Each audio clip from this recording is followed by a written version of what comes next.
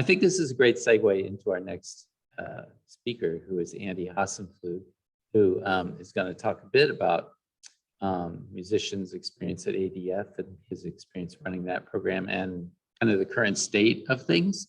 And certainly we have done some advocacy in the past in terms of fighting for music directors' positions in academia, but we certainly could do, we always like, how can we advocate more for accompanists at large? So let me segue to Andy, and he can talk, and I think what he has to say probably will provoke a lot more questions for us. So Andy, go ahead. Yeah, hi. Yeah, so actually, my topic, or some of what I was going to say, hi Manju. I sort of arranged it in a bunch of notebook paper things, but it definitely, that's definitely part of it. And then I know also that this block of time is me and share your work and updates. So I don't know how long I should or shouldn't talk, or we can, derail whatever I'm doing. That's totally fine at any time. But yes, so that's an amazing segue into what I was going to start with. Because what I was going to start with, and I'm kind of preaching to the choir here, so that like I'm still going to say the same stuff, but if it was throngs of 19-year-olds, I'd be much more pithy and relevant to them. But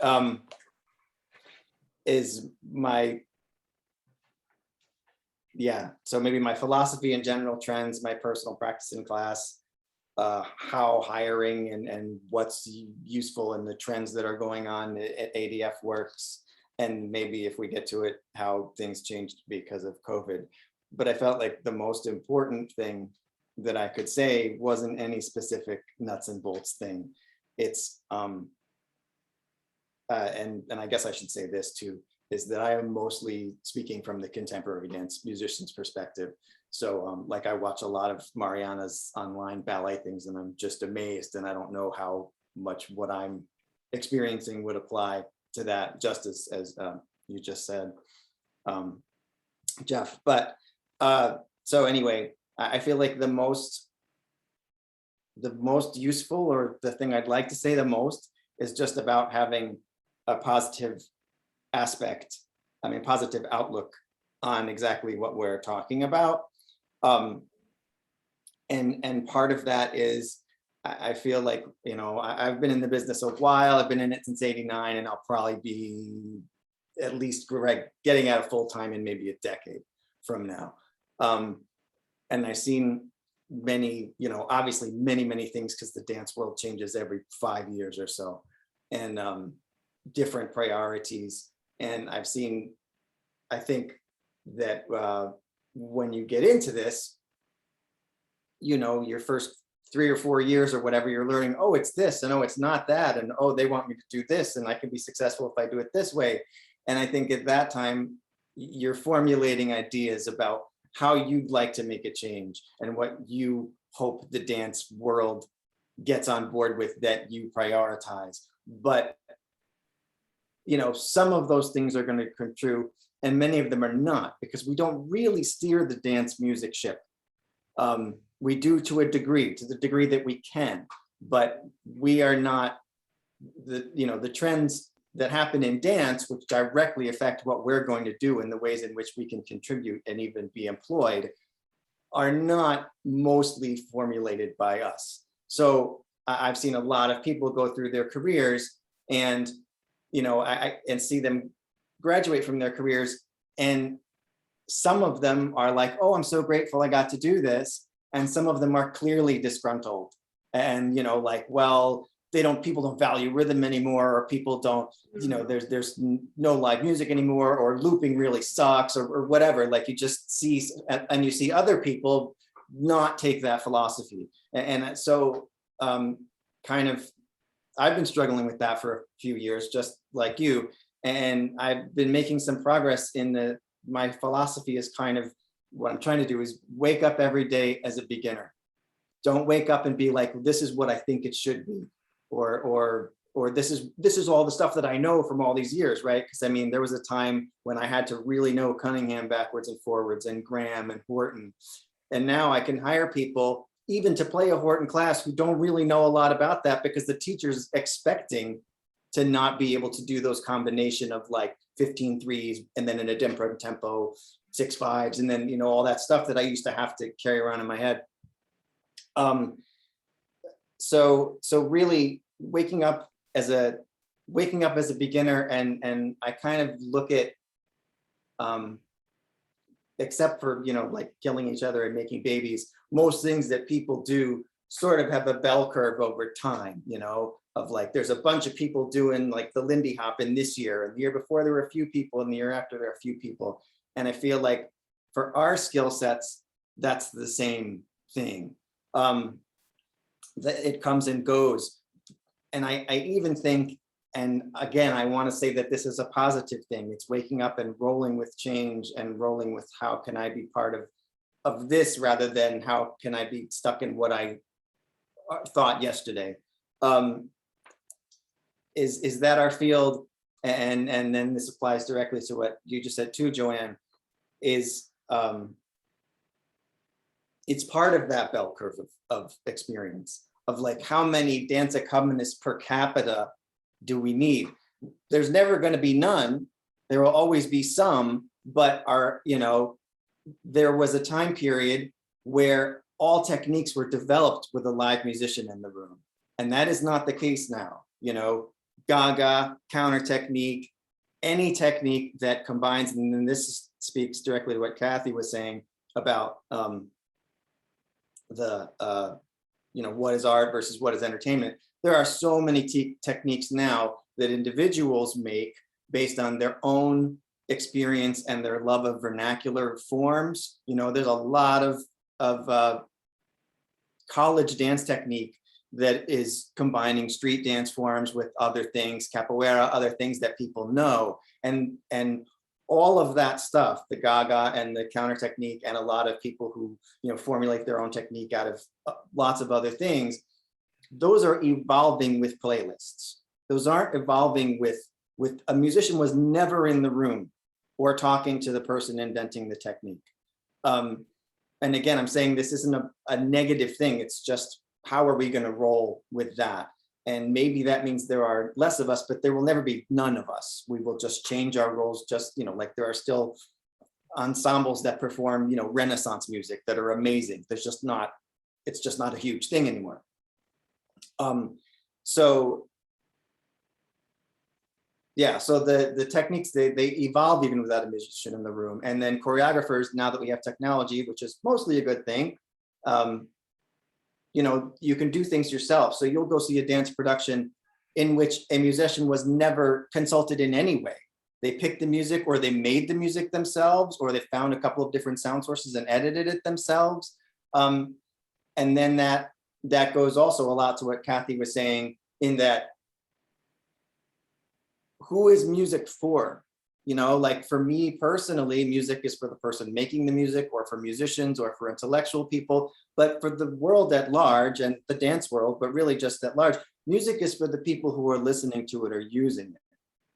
So it doesn't, the way music is going to be in dance isn't really going to reflect what I think music should be, which would all be like Bach and prog rock, you know? So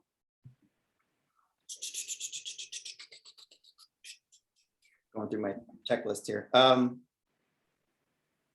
Yeah, so you have that. And then you have the fact that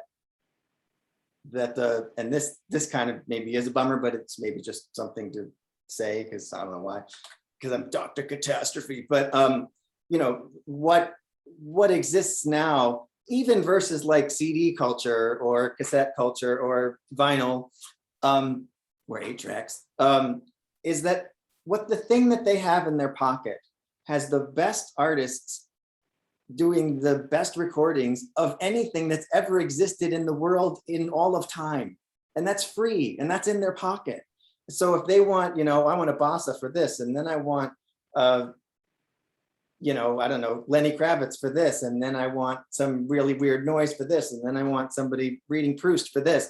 Like, they can just have that. And no matter how good I am as a musician, like I could be the best dance musician in the world, I'm still not 100th as good as what's already in their pocket for free.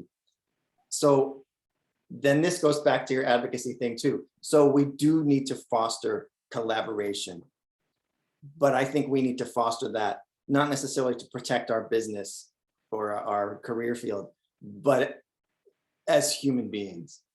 I think that that's just a byproduct of technology and the society we have now. Is it's so much more convenient and maybe even more fulfilling if you really want to do your thing your way, which lots of people do, to not collaborate. I think that we need to advocate for collaborations between, if we work for colleges or whatever, but I think we need to do that as human beings. Okay, so that's my soapbox part of my presentation. Waking up with a positive attitude that actually embraces the changes. And I think that that's also why I wanted to make a point that I mostly work in the contemporary realm, because that is being redefined all the time. And so for me to say, like, here's my skill sets for like the first lecture of today, that was amazing. And wow, I'm so glad I saw that. But for me to say, like, this is about a polonaise or this is a bolero, and that doesn't exist in my world. The contemporary world gets redefined constantly, and the skill sets that you have in one decade they're serving you in the next decade because you're experienced, but they're not necessarily serving you. And I'm going to do exactly this thing that I learned to do in college. Okay, so flipping the page. La, la, la, la, la, la. All right. So my next thing, just because maybe it's more interesting or more useful for you, because we're all, people with a lot of experiences, maybe kind of just talking about the things that I am doing differently or whatever, just so we could say, hey, I do this and I don't do this. And this is pretty short. I am taking a break from Ableton for maybe 2 years. I used it a lot for about 5 years. And I'm mostly using Logic Pro X. Now they have introduced a feature called live looping, which compared to what Ableton does sucks. But I use way less loops than I used to. I just, I don't know, not as into it anymore. And so it's pretty easy to set up just like a maraca loop or something like that if you just want to, or a drone, if you just want to flesh out your thing a little bit. I found that for Ableton, I just didn't want to keep investing money and the sample libraries. I feel like you need to buy them. I will go back to it though, I know that. I've also found alternative ways to do a lot of the vocal processing that I used to do with the great big TC Helicon Live unit, which I don't carry around anymore. I can run into my computer, like I could run any sound, a voice or a MIDI sound or whatever. And then I can set up, like I could run that in 3 channels, and I could set up on one channel to transpose it up a fourth and keep it in this like scale or subset of pitches. And then I could also transpose it down a fourth and keep it in this scale and subset of pitches. So it's got what I'm actually singing in the middle and then a harmony above and a harmony below. And I can actually just do that within Logic now rather than have an external pedal. Although the Helicon Live pedal it sounds better, but c'est la vie, you got to make your choices. Yeah, that's all my sort of gear things.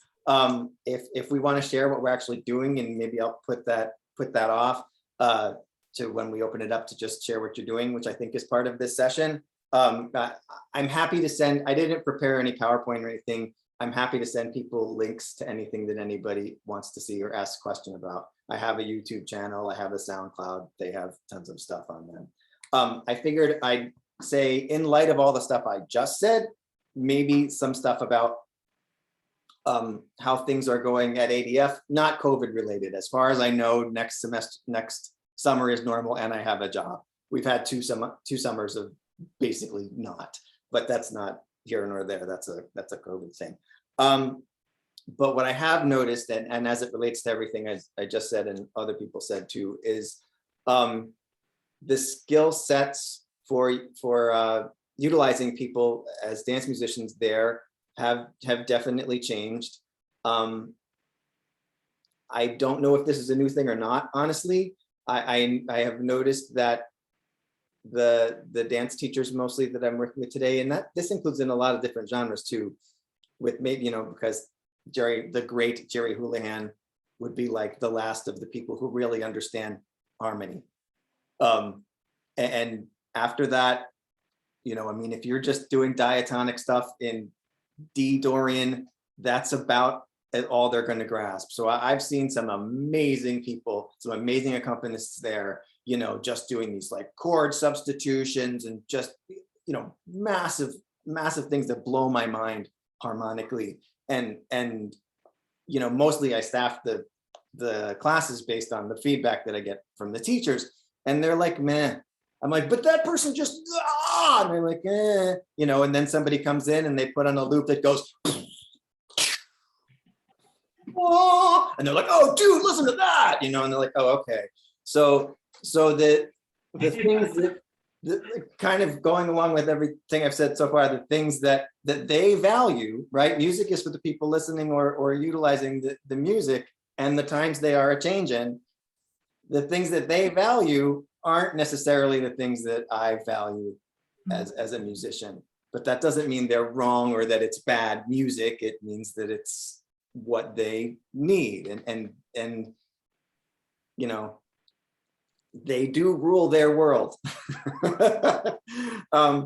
So that's some things I've noticed, but other things that you can use now, because different teachers are different kinds of flexible. Like there's a young man, I almost said a kid. There's a young man who's played there several summers, and he's just a singer-songwriter guy. And he can, he can do the tempos, like he can do something that's in 3s or 8s or whatever. And, he has a loop and he lays down like some like 4-bar thing, and he plays guitar solos, like bluesy guitar solos over it. And that works for that. But he also just does his literal singer-songwriter thing, where regardless of their tempo or whatever, he just plunks out his chords and he's like, oh, baby, I miss you so much. You broke my heart, you broke my heart. And they love that.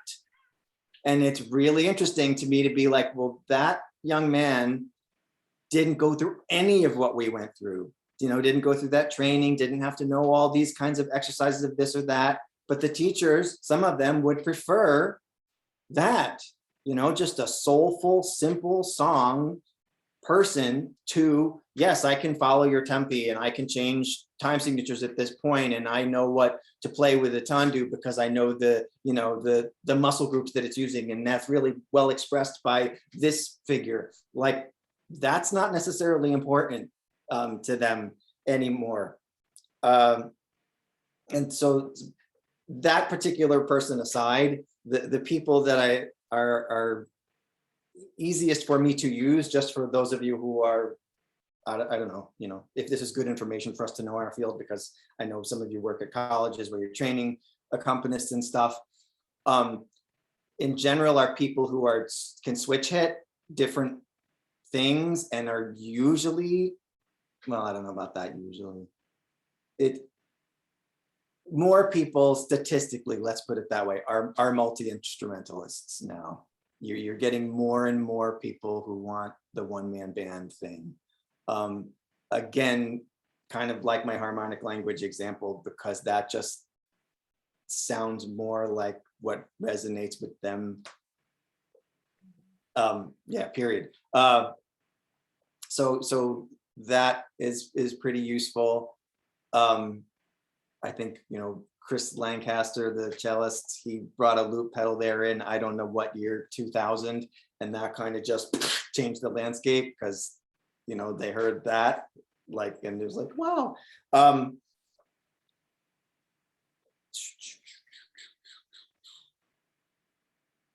and also what's useful, but then this is, I mean, so yeah, just as a general thing, the kind of feedback that I get from the teachers there, which ends up being the kind of people I'm using to play those classes, there's a lot of one-man band stuff. There's a lot of stuff that's very accessible to listen to. It's not really about how harmonically advanced it is. It's just about, you know, what feels nice to them.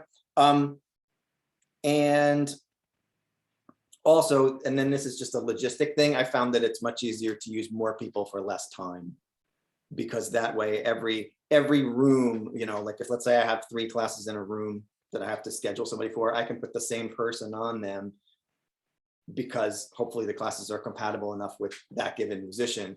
And then if I have each musician for like, let's say 2 weeks, then every class every day is a home run. And if I have the same musician for 6 weeks, it's almost inevitable that 1 or 2 of those classes for that person are going to be not what they were really hoping to get. Unless I just left the same person in the same room for the whole time, which I'm not generally going to do. Just maybe also, this is also information for you because you work with other accompanists or younger people that you're getting in. I generally have about 20 people who've done it before, who did a good job, who want to do it again. And then I generally have, you know, not constant, but let's say another 20 people who send me really great resumes that I'm like, oh, wow, oh, okay.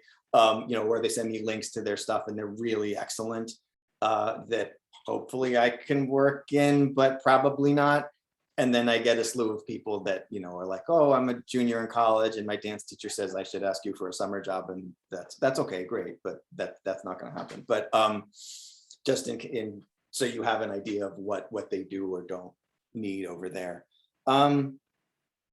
Yeah, that's all of that. And my chapter 4 thing was about just what we did during COVID. And maybe I'll say that, but like in literally a minute and a half. So obviously we did a lot of Zoom and that's still happening. I know people who are still playing Zoom classes at other universities where they are preferred over the accompanist that's at that university. So it's a good and a bad thing. I never got to use the Bill Patterson recommended machine that I really wish my school had gone for that, but everybody ended up teaching out of their home. So people weren't going to go like the extra mile with technology. So anyway, yeah, there was that. We all lived through that. Boo Zoom. Oh wait, you're all on Zoom now. Yay, Zoom. A lot of great like drinking with people in different continents though. That was really kick-ass about Zoom. Okay. And then probably all of us did a lot of dance film. I don't know if you saw Joanne's film. It was great. She did post it on the IGNID listserv. Yay. But yeah, I had to update my resume because we have to prove we have value here every year in something called a performance review. And so I was just doing that. And oh my God, I did like 15 dance films or something in a year. So yeah, actually I like, there's something I like about that because the music choice is different in dance film than it is for stage dance. And I find that music I like better or like to make better works with dance film a little more than it works with stage dance. And I think it's just because of it as a multimedia presentation, the balance of power is more equal. Not always, but for me as a composer, it turned out that way. Okay, so yes, that's all that I have to say. It's 1:38 and I think we're opening it up to people talking about what they're doing and or asking questions. Does that make sense, John? And is that Keith?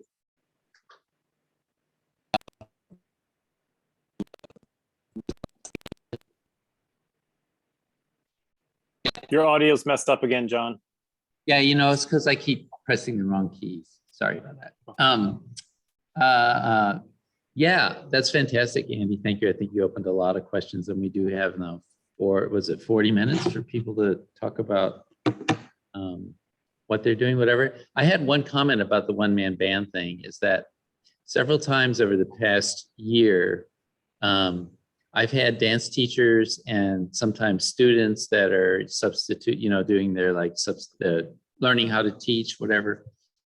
We'll do like the center work and all that. And then they'll say, oh, thanks, JT. We're going to use music now. And then they, use the iPhone or whatever. And I'm like, wow, I'm not music anymore, which is really kind of trips me out. I don't know if anyone else has had that experience. Yeah, I mean, I've definitely had that experience, and I will let other people talk. But yeah, I mean, I think that's also just part of something I should say about ADF that I didn't, is I do get teachers there that would rather use their recorded music, even there at that level with those musicians. And I try to talk them out of it, or I try to get them to at least give the musicians a chance. And sometimes they do and they go back, or sometimes they don't, but it is part of the evolution of what maybe they want. And that's tough to deal with. Sorry, I'll be quiet now.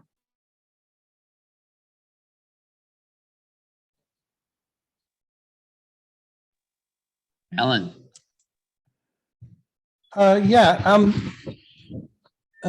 Thank you for that, Andy. That was really, I thought, very insightful and really interesting.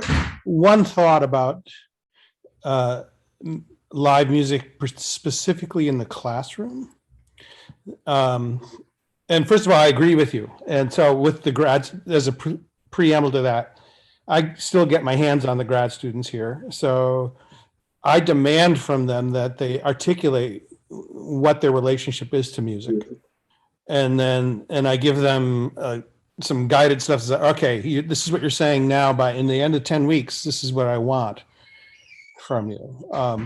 Because, and I think this was inspired by Chris Cherry paper back in Illinois, where he talked about Yvonne Rainer. And Yvonne Rainer didn't want to use music at all, but she has such a profoundly thoughtful take on that. I thought, well, that's very responsible, and I can respect that. And so I constantly encounter teachers who've never thought about it. And the live music, versus the recordings are just safer and they're easier. And in the classroom, I don't know if the same is true for the stage. It's an issue for the performers when it's live music in a concert more than the choreographer. But for the teacher, fundamentally, you are in a situation, if you're the dance teacher and there's live music, in a situation where somebody is responding to you in real time and you're going to have to respond back. That's a fundamentally different dynamic than if you've picked out your recordings, you hit play, and then your job is basically to watch your dancers to see if they're getting it. I think that's harder. I think it has the potential to be much richer and an educational experience, but you'd have to have dance teachers who know what to do with it too. And so the advocacy, I wanted to go back to Joanne's question about advocacy. The advocacy is, ultimately everybody has already said this, that there's an economic model in the United States, which is dance driven. And so to the extent that they want us at all is the extent we're going to have work. There are other models, if you go to India, there are schools of music and dance, and that, there's a rich tradition and a set of musics that go with a set of dances, and you study them together and everybody learns everything. It's very different than the United States. So the advocacy comes in terms of making the case that what you do will be better for having live music in the situation, if that's true. And we have to make that advocacy by doing what we do really well. Because if you have a musician who doesn't know what they're doing, and it'll be a very limited window with which somebody will put up with it, and then they'll just say, "Oh, I hate live music," because that one person didn't play very well. So that's kind of a burden. So I think within the classroom, it's a fundamentally different dynamic with live music, and a potentially rich one. The teacher's got to listen to what I'm playing and then decide whether this works and how to respond to it, and to guide the students to something that they're hearing for the first time themselves. So I think that's cool. I think it's fun. It's fun for me. but I do think I can tell when the teacher would, I'll be called, oh, can you come and sub and play? And the teacher would really not want me there because it would be so much easier to put on, the Joni Mitchell album that they'd planned their class to, so I think that, that if a dancer has a really thoughtful relationship with music, they're the music director in a dance classroom, not us. We might be the music director for a department or a program, something like that. But in the classroom, it's the teacher is teaching the dancers how to respond and relate to music. And we're there to really help and make it work. And sometimes we get invited to talk, and that's nice, but can't talk too long because then that'll cut into the nature of a dance class. But and so we got to help them and advocate for it. So, I completely think that the advocacy is important. And I'm willing to talk about it whenever I get a chance. But mostly it's like make sure the musicians know what they're doing and demonstrate by the value. But it's still just an economic model. And when the dance department's budgets get cut, they see music as a place to solve a budgetary problem. And that's in the department world, also true for small private schools. They, sometimes it's like, oh, I have to get an instrument in there or something like that. So I'm at a point in my career where I can afford to give it away. And I do it because it's a way to make the argument that you want this. So like my alums, if I'm in a place where they are, I said, let me come in and I'll just play for you. I don't want to get paid. Let me just do that. And so I can remind them of their experience when they were undergraduates or graduate students and just do that. But, that's a luxury I have. And I just wanted to get those thoughts out because, the music exists in a bunch of different spaces within the dance world. And so I think live music in a performance is great for dancers because they have to be in the moment. And if it's a little fast or a little slow, or there's a blood sugar issue in the pit, they have to be responsive to it. And it makes for more interesting dancing in general. All right, I'll stop talking at that point.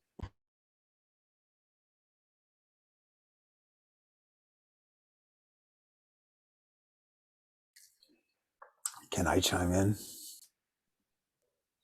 Please do. Yeah, I really appreciate everything that's been said. It's just amazing how this field evolves, and it's really kind of coming full circle in some ways, in that, well, I'm having to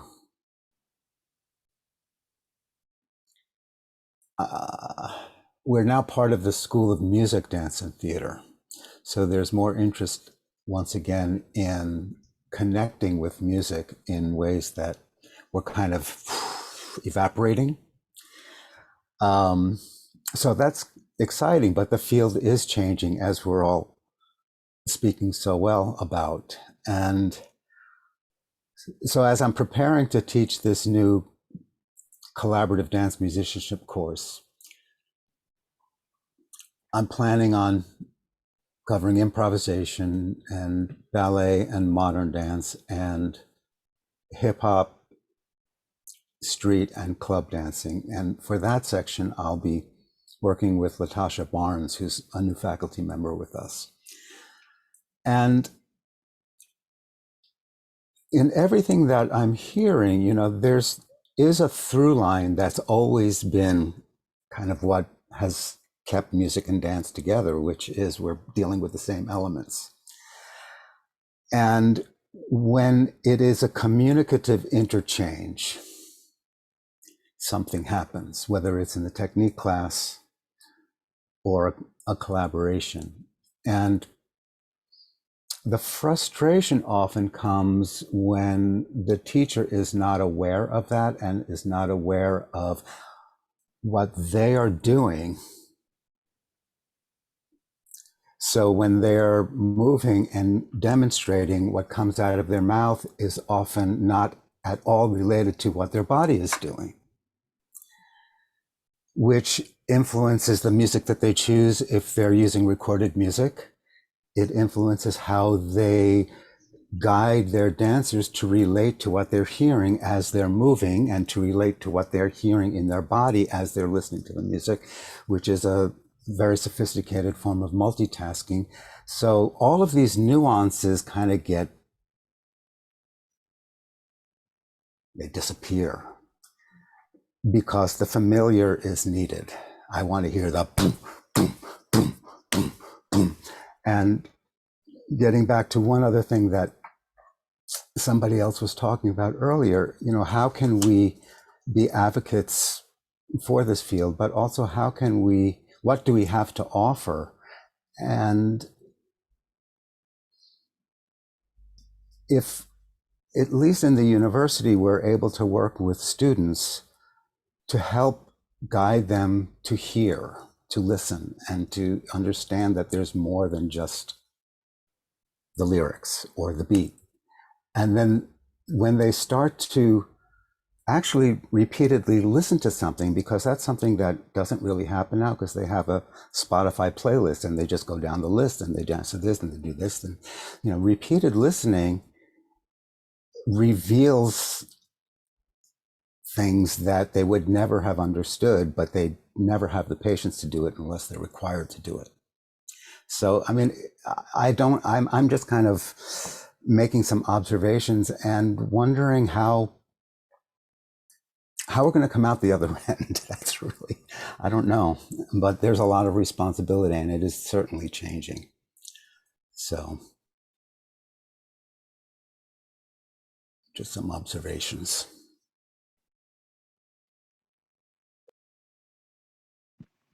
Can I piggyback on that? Like, so you just mentioned the Spotify playlist, and I think, Andy, that's kind of what you were describing. Like, if they want a bossa nova, and then they want some prog rock, and then they want some Chopin, like, boom. But again, like the idea of a playlist is unless you program it in something like Ableton or another program,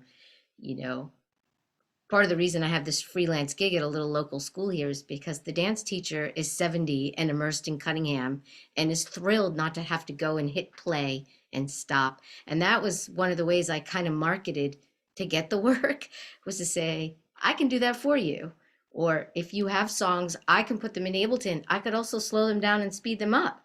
It was like, oh, you can vary the tempo, and one of those is she's an older teacher who is thrilled to just have an accompanist again. And so I guess to speak to what you're saying is teachers come up in programs that are younger and younger, who are coming out of dance programs that are using playlists and not live accompaniment, then that's becoming a tradition, if you will. Then now that's getting passed on. So, but I manipulated the idea of like, you can have a playlist, but look what I can do with your playlist. Oh, I can be your DJ, so to speak. So I feel like I'm kind of like a DJ. Anyway, I just piggyback on that. Like, how can we take that idea of the playlist now, and how can we like, oh, but you still need me. Anyway. Well, Joanna, I don't play class, haven't for a few years, but what you just mentioned, I mean, it's just mind-blowing at the moment to comprehend what some of the younger dance musicians have to battle in class with these younger dancers coming through. I just remembered, and Alan knows, once I was playing for James Payton, who was a Limon original cast member for a lot of Limon works. And in his class I was playing, and I immediately dumbed it down because I could see that the students weren't getting it. He stopped the class, walked over to me and said, "Don't dumb it down. They need to learn how to comprehend music." I don't know if we have that anymore, but that's, I think, what we're dealing with now, as you mentioned, and what Rob mentioned and Alan did. We're losing those older generations of those who feel that you need more musicality in these students. But when we're battling with these playlists, and to have a teacher come and stop class and come over to me and say, "I heard you dumb it down, don't dumb it down. they need to be able to grasp it. Yeah, it's just, and here I mean, what you and Andy deal with, it's just, wow, yeah. Anyway. I taught music for dance last semester with a grad student who is also a DJ. And he knew all this music that I had no clue, about, because I don't listen to dance music or house music, which is what he had, just reams and reams of house music in his Serato, DJ Serato app. And he proceeded to teach a lot of the sessions with the dancers with DJing. Even our assignments were for these kids to do DJ tracks and do mixes and all this stuff in DJ Serato. And his message really was listening quite deeply, and they were listening quite deeply to these house tracks, and getting a ton of stuff out of it. So I think the DJ paradigm is really interesting. And what Kathy was saying was like, is art music different from, the way people dance folk music or classical ballet or whatever?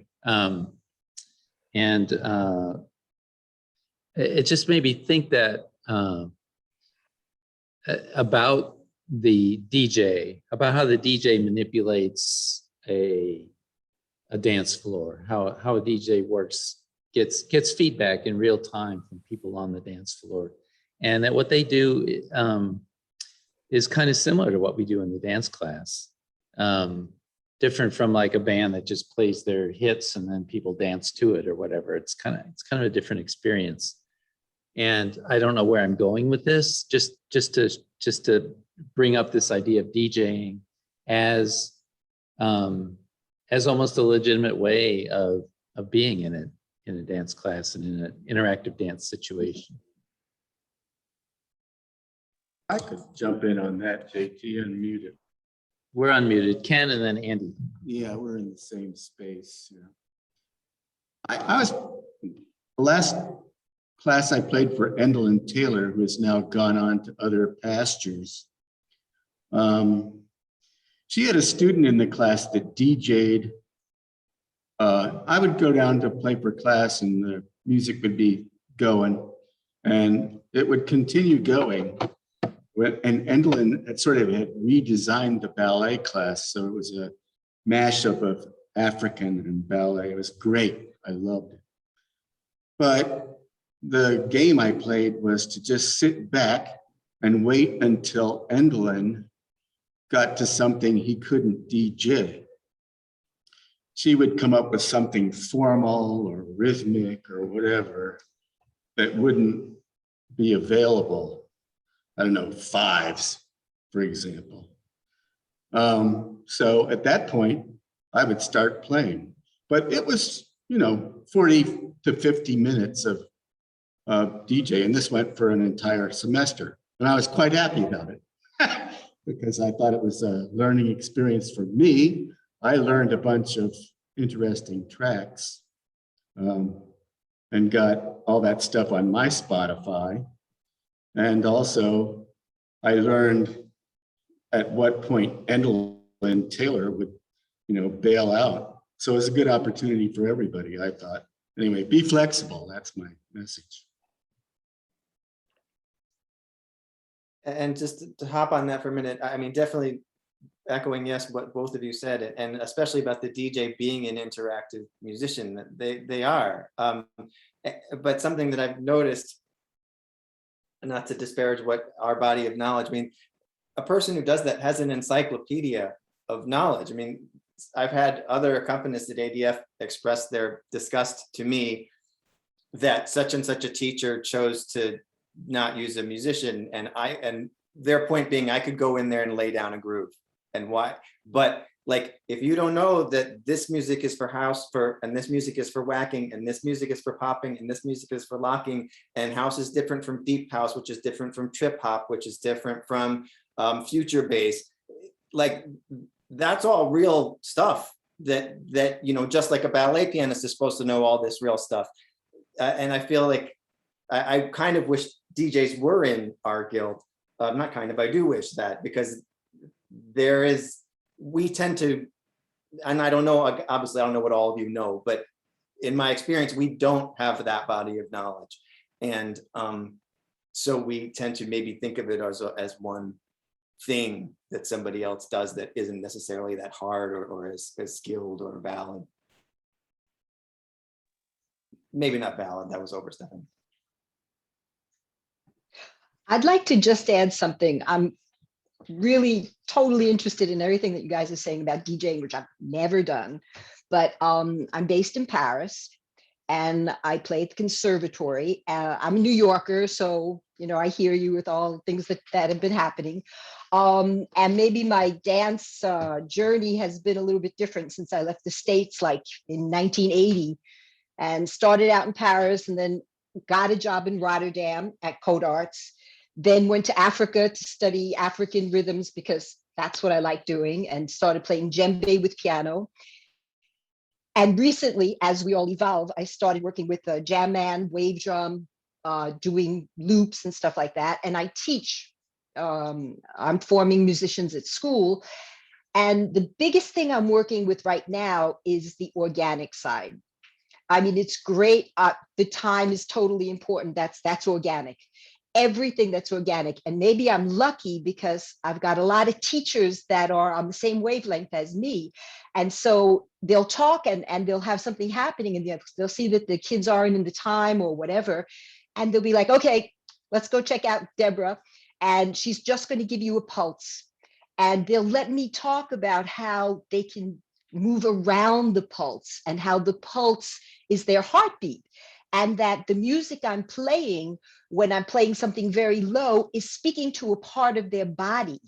I mean, I'm really playing for bodies. I'm not playing for heads that are listening to a Joni Mitchell tune that I can't compete with, or a groove that's happening that I will never even try to. I'm working with their body. And I'm mostly contemporary like you, Andy, but I've been invited lately to play classical classes. Honestly, for all classical people that are out there, total respect, but it's not my thing. I can play with my eyes closed, plie followed by dégagé, followed by this and that. I like to be surprised. And there's nothing better than meeting a contemporary teacher who starts on the floor and starts doing other things. And I'm like, wow, where am I going today? I love that. That's what I thrive on. And a ballet teacher came to me and said, I want you to play your stuff. I want you to play loops. I want you to just follow me. I want you to surprise me. Sometimes he'll do an adagio, and he wants me to do space music. And he's like, oh, that sound that you just did, it went right into my body. He's also Mexican. He's Mexican working in Paris, so he's fantastic. And what we're doing is we're creating, Andy, what you were talking about with, this collaboration, but it's an organic collaboration, and no playlist can beat that. And we come out of class and you feel like you shared something with the kids. Nobody has to say anything. You just feel like you've been someplace, and nobody can replace that. The best, I don't care if Lenny Kravitz is hot right now, he can't beat that. Because the musician, and just today, I couldn't come to the conference in the beginning because I was working with a Graham teacher, and we were doing a concours, an audition piece, a minute and a half. We worked on I saw the choreography. I came with some ideas, and then we started going, and I'm watching the kid, I'm looking at what he's needing. We did about 5 or 6 takes. I did something totally different from what I had come thinking that I was going to do, but we all left like, wow, we were all together. It was such an inspiring experience. And I'm not saying that, you listen to it and say, oh, wow, this is true. It was just something that we were in the same place at the same time. I gave him what he needed physically to get there, and he inspired me. And we walked out sharing. And I think that's the thing that we're missing. I don't want to get philosophical, but it's a bit that, like playlists and everything else, that's cool. But there's this physical and emotional experience about working with people and getting through it together and leaving a class like, yeah, I just did something. And that's what it's about for me. That's totally what it's about for me. You know, Talking about advocacy and a website, I'm recording this. I'm gonna clip that out, what you just said, Deborah. And we'll send it to Mariana and she can put it on our Instagram feed. And it's gonna just, Joanne, you're gonna have so much work. listen, I have more work than I can get, that I can do, because in France, we're really, I mean, I'm sort of like the American in Paris kind of thing. So they accept all of the oddball stuff that I come in with. But it's become a learning experience for us all. And I'm not saying that I'm like making a lesson. I learn just as much as everybody else, but it's a human journey that we're on. And we need to share more. We need to get in there. I'll be in there with the class. And I don't know what the teacher's going to give me out. Okay, I'm a pianist. I can handle whatever I need to do if they throw classical stuff. But if you really want me to thrive, let me play for your body. Don't let me play a polonaise because that's what you always play, or a tango because that's what you always hear for the fondue. And people are starting to listen. And I don't know if it's just because it's Paris and because we don't have as many accompanists as we need. I mean, God, we could use people like you guys here for I mean, you'll have work forever. But the thing is that people are open to that. And when you touch people where they live, it's not a question of judgment. It's not a question of one thing is better. When you touch them and you make that contact, that's something.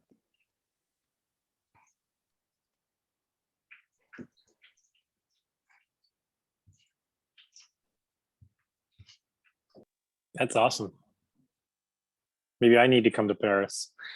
I haven't played a dance class it's been 20 months since I've last been in a dance studio. So. Oh my God. Well, I did a lot of Zoom. We've done a lot of Zoom too, but we wear masks, and the poor kids for a year and a half, they've been dancing with masks, which has been rough. Yeah. But well, that's, yeah. Zoom or in person. I haven't done anything. So. Oh my God. Can I just really interject inspiring. something real quick? Is that okay, you guys? Jeff, is that all right? Of course, Tom. Yeah, I just, having haven't been around this for a while. I finally arrived at a place where I could be a teacher and an aesthetic researcher. It was not about collaboration. It was about understanding that there's that we were on equal level, the dance teacher and me as a musician, that we were exploring an aesthetic question when we walked into the studio. And I was able as a musician, but also as a dance teacher, because I studied dance and got to listen to John Coleman and Hanya Holm put a class together, and what I saw was John and Hanya on a level where they were working together, and that John brought to Hanya's classes an equality that I aspired to, and have left the profession now because I'm retired and I do not have a full-time job working as a dance musician. But what I understand now is that what I was doing was I was an aesthetic partner. And aesthetics, I'm using that word aesthetic in the Greek sense, which is perception through the senses. I was bringing a sensory pedagogy to the table, and I look at you guys like Maju and Al and Robert, who have been around, and Kathy for so long, and what we have all been, I think, are aesthetic researchers. And I don't know if I'm making any sense here at all, but for me, it's no longer a question of whether or not I can play hip hop or pop and lock. It's about what I bring to the table in terms of my experience as an aesthetic researcher. And that's, to me, a whole different place. I mean, I can play Graham. I can sit down and jam with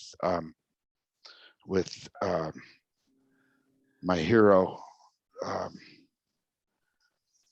I'm dropping his name right now. I'm so sorry. Sorry. Anyway, I could sit down and play drums, and do that stuff. And what I'm bringing is a knowledge base, an aesthetic knowledge base that informs the dancer about how the air around them can help them dance better. And I don't want to go into vibration right now, but it has to do with what you bring to the table in terms of an esthetician. I don't know if that helped at all, but I think we need to look at how to advocate for bringing. I mean, I look at the people that are sitting here right now. There's a PhDs and there are masters. People and performers and people who have been doing it for, have worked at an incredibly high level. And we bring to the table an understanding about art and dance as an art form that I think is really valuable. Also, one other thing I want to say real quick is that we may have an advantage. And I'm hoping that, Alan, you'll find a graduate researcher who can go into this. What does it mean to dance now that we haven't been present, or have been present in a very limited degree? Is there an economic consequence of a dance musician not being in the dance studio with the dance teacher? Have we lost dancers? Have we lost students because of the fact that there is no live music anymore? I think this is an opportunity to find out, hey, has there been fallout from this? I don't know if any of this makes any sense at all, but I just look at who's present right. Oh, Norm just popped on. Holy crap.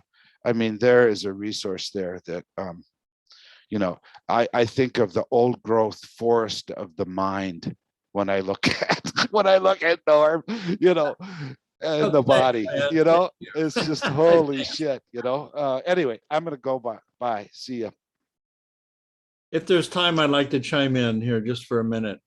I've been here the whole time, Tom. It's good to see you, man. I'm retired from the universities, but I play part-time for American Ballet Theater School in Costa Mesa. And the company comes and performs and we get to play for the company. And we get paid well. We get paid $50 an hour. And some of the pianists that I hired at UCI years ago are working there. Even Mary Louise, if you remember her, Alan, plays there. And there's another retired musician who would love to have joined the guild, Eric Ruskin, who's been working there. All the good musicians in Orange County are working there because it's 50. It's good teachers and it's appreciative and very, very loving in terms of musicians space, but it's also $50 an hour. And they're not looking to see, is he gonna go home early? We cut, make sure he doesn't get paid the full, that kind of stuff's not going on. And I asked the director, I said, what is it? What made you decide to pay the musicians that amount of money? and how did you do it? And she says, well, I took it from the dance teacher's budget. And I just wanted to share that. And because it's so unusual, it's so enlightened, and it paid off. I mean, every time I run into a musician there, somebody I know and respect, and that's a lovely space to be. Now, I don't like to play classes for 30 hours a week like I was doing. It's nice to only be pared down to 8 hours at most a week. And sometimes I like it when it's none. But when I'm there, I feel there's a sense that I think that what we're all talking about, we wish we had more of. And the battle's been going on since I started in 73, It's not a new battle. It's just changing. It seems like the players are changing. There's a whack-a-mole thing going on. But somehow I think if there is the magic way into the Death Star to figure out how to blow up this insanity of not wanting to pay for musicians, is getting to the administrators somehow and getting to the directors. That's just an idea to throw out there. I have to go. I have a family thing. It's really lovely. Thank you so much, Kathy and Andy. It's just, gosh, it's great to hear you all. See you tomorrow. Yeah, we're over time, but I think, Brian, you had something to say, and then maybe if you do have something to say, you could. I was just chiming in on Deborah saying I really related to what you were saying, and it was really great and inspiring to hear you talk and the passion with which you speak about all these things. And I really relate to that, like directly communicating with the body, with whatever the sound is. And I'm not even thinking about like, oh, is it this style of music or not? It's like, how can this magical sound affect the movement in the room and the people involved? So it's inspiring to hear everybody, to see everybody and be a part of this. I'm having a great time being here. Fantastic. I mean, I want to just add one last thing from what Tom was saying about aesthetics. When I play a Graham class, I feel contractions. I mean, for me, the aesthetic of Graham I respect that. I'm not going to say, oh, well, they're feeling this, so I'm going to go there. I do keep in mind, Cunningham is another feel, Horton is another feel, Jose Limon. So I am respecting the history of the dance and what's happening with that, but just going into the physical part of Graham, which I never really agreed with Reed Hansen with when I heard really light classical music, but that's personal and that's a whole other story. Whole physicality, that's what I'm really talking about. And I won't say any more because we're totally over time.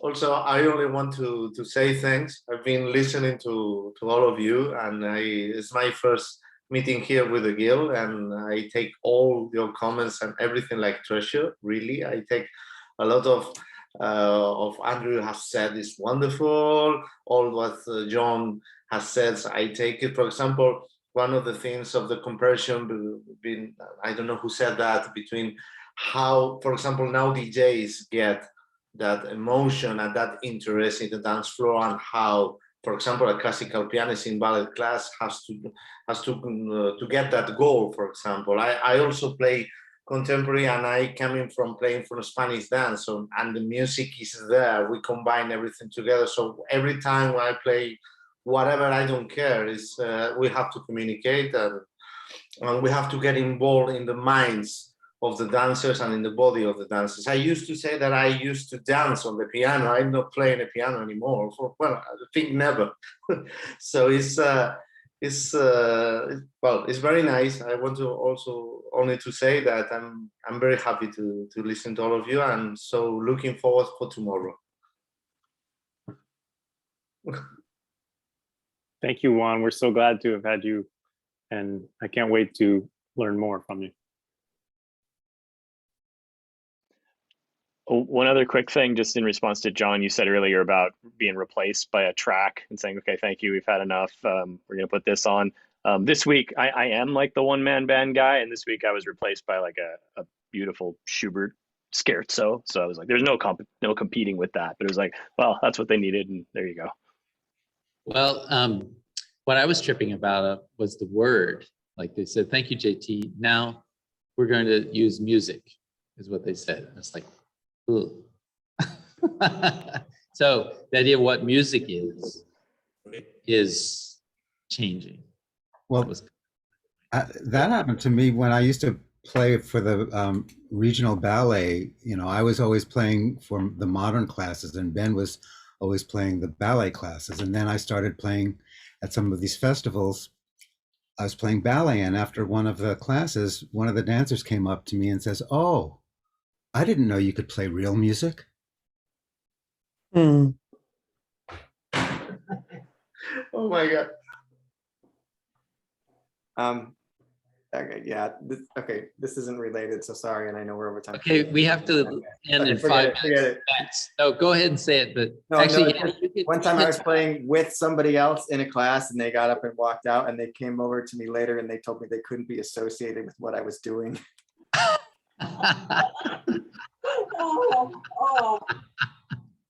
Are you sure it was about the music? Hey, Jeff, why don't you officially, can you officially end our day? Oh, as president? Do we have a prayer? I suppose. Well, actually, somebody was saying that they're preaching to the choir. I think Andy was saying he's preaching to the choir. So I was thinking maybe we should all end by singing a tone. Yes, definitely. So we could sing a little online choir, and then we can end. What do you say? You all up for that? Go for it. Okay, here we go.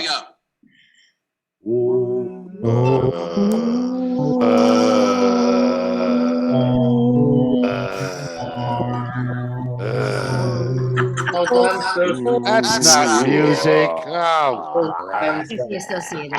What the hell? Okay, I have to go. I'm the host. I'm shutting this thing down. Thank you very much. Bye. Bye, everyone. Bye. Bye. Thank you. Right.